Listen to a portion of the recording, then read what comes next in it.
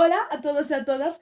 Hoxe vou vos falar dun número super interesante, xa que é unha das constantes matemáticas máis importantes. Por suposto, o número pi. Xa sei. Eu tamén estou emocionada. Bueno, sabedes que todas as combinacións numéricas posibles forman parte deste número?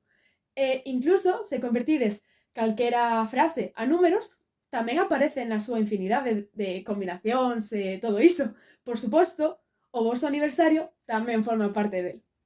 Bueno, ao que viña. Teño unha forma práctica e divertida para poder aproximar este número. Queredes vela? Vamos aló. Os materiais son moi sinxelos de conseguir. Só necesitades un cadrado, un círculo inscrito nel, xa que o seu diámetro ten que coincidir coa altura do cadrado, e 10 moedas dun céntimo. O que tedes que facer é colocar o círculo xusto enriba do cadrado e deixar caer as moedas dende unha distancia de medio metro máis ou menos. Despois disto, só temos que ter en conta dúas cousas, que a probabilidade de que caian dentro é a área favorable, pi por r ao cuadrado, entre a área probable, que é 4r ao cuadrado, xa que 2r por 2r é 4r ao cuadrado. Todo isto simplificado queda pi entre 4.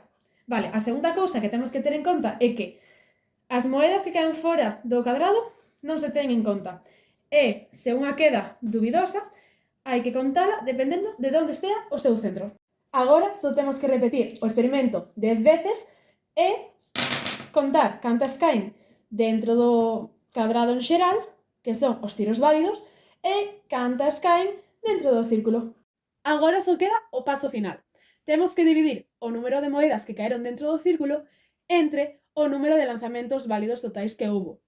E de aí sacaremos a probabilidade.